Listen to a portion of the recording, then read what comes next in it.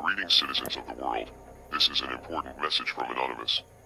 The government of China has put the lives of millions of people at risk, and may have already unleashed a deadly pandemic on the world. It is no secret that the Chinese government actively controls the flow of information going both in and out of their borders. This fact is so well known that we call it the Great Firewall of China. China has also become much more wealthy and influential over the years, which has allowed them to control how events in the country are covered in the rest of the world as well, as we saw with the coverage of the recent protests in Hong Kong. Now, this same censorship apparatus in China is working to suppress information about the spread of the deadly coronavirus and the conditions that are being seen inside the quarantined areas. Tens of millions of people in the country, possibly even more, have now been quarantined and ordered to not leave the region as fear of the outbreak is spreading, but it's obvious that the government waited far too long before taking serious measures to contain the virus. Even now, the government is doing its best to downplay the severity of the situation by controlling the media statements and deleting any information from social media that contradicts their official claims.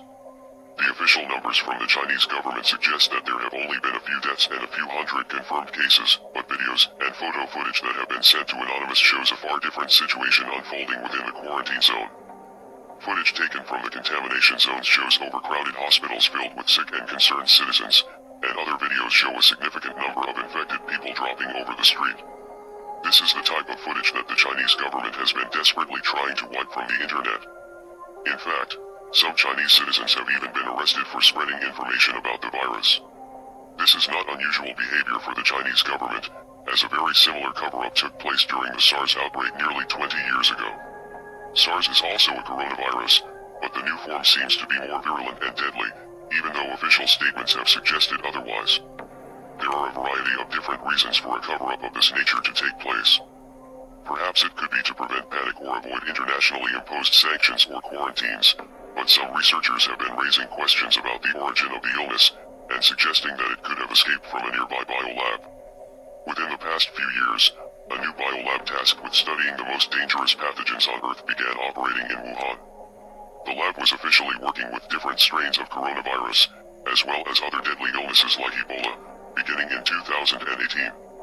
This lab is just 20 miles away from the Huanan seafood market where the first case of the coronavirus is believed to be transmitted. Since before the lab opened, scientists all over the world were voicing concerns about the potential dangers. An article was even published in the science journal Nature in 2017, detailing the plans for the lab and sharing expert opinions about how a dangerous bug could leak from the facility. In fact, the SARS virus has escaped from high-level containment facilities in Beijing multiple times. Oddly enough, just 3 months ago, a simulation of a global coronavirus pandemic illustrated that an outbreak of such an illness could take the lives of 65 million people. The simulation was conducted at the Johns Hopkins Center for Health Security, with participation from the World Economic Forum and the Bill and Melinda Gates Foundation.